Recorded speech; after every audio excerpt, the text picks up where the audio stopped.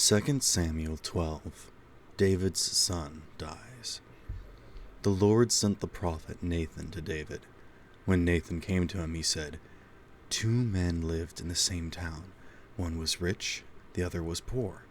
The rich man had a very large number of sheep and cattle, but all the poor man had was one little female lamb. He had bought it, he raised it. It grew up with him and his children. It shared his food, it drank from his cup, it even slept in his arms. It was just like a daughter to him. One day, a traveler came to the rich man. The rich man wanted to prepare a meal for him, but he didn't want to kill one of his own sheep or cattle. Instead, he took the little female lamb that belonged to the poor man. Then he cooked it up for the traveler who had come to him. David burned with anger against the rich man. He said to Nathan, "The one who did this is worthy of death, and that's just as sure as the Lord is alive.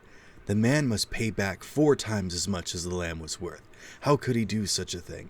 And he wasn't even sorry he had done it." Then Nathan said to David, "You are that man. The Lord, the God of Israel, says, I anointed you king over Israel.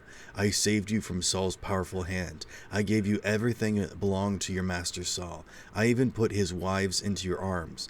I made you king over the people of Israel and Judah. And if all of that had not been enough for you, I would have given you even more. Why did you turn your back on what I had told you to do? You did what is evil in my sight. You made sure that Uriah the Hittite would be killed in battle. You took his wife to be your own. You let the men of Ammon kill him with their swords. So time after time, members of your own royal house will be killed with swords. That's because you turned your back on me. You took the wife of Uriah the Hittite to be your own. The Lord also says, I am going to bring trouble on you. It will come from your own family. I will take your wives away. Your own eyes will see it. I will give your wives to a man who is close to you. He will have sex with them in the middle of the day.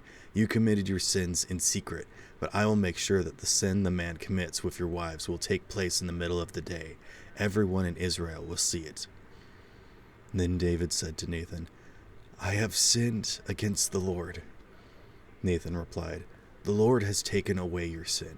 You aren't going to die. But you have dared to make fun of the Lord, so the son who has been born to you will die." Nathan went home. Then the Lord made the child that had been born to Uriah's wife by David very sick. David begged God to heal the child. David didn't eat anything. He spent his nights lying on the ground. His most trusted servants stood beside him. They wanted him to get up from the ground, but he refused to do so, and he wouldn't eat any food with them. On the 7th day the child died. David's servants were afraid to tell him the child was dead.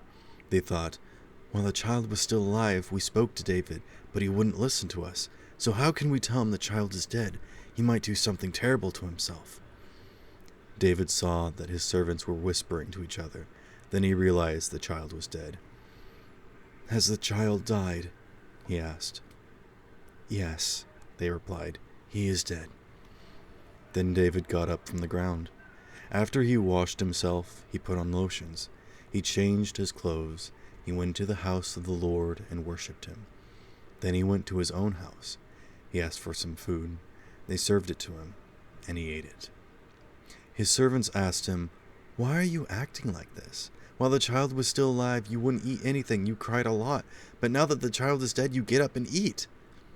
He answered them, "While the child was still alive, I didn't eat anything, and I cried a lot.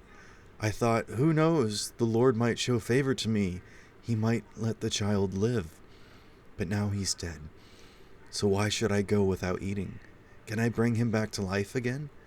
Someday I'll go to him, but he won't return to me." Then David comforted his wife Bathsheba. He went to her and made love to her. Sometime later she had a son. He was given the name Solomon. The Lord loved him. So the Lord sent a message through the prophet Nathan. It said, "Name the boy Jebediah." David captures the city of Rabbah. During that time, Joab fought against Rabbah. It was the royal city of the Ammonites. It had high walls around it. Joab was about to capture it. He sent messengers to David. He told them to say, "I have fought against Rabbah. I've taken control of its water supply. So bring the rest of the troops together, surround the city and get ready to attack it. Then capture it. If you don't, I'll capture it myself. Then it will be named after me." So David brought the whole army together and went to Rabbah.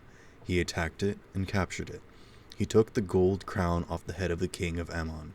The crown weighed 75 pounds. It had jewels in it. It was placed on David's head. He took a huge amount of goods from the city.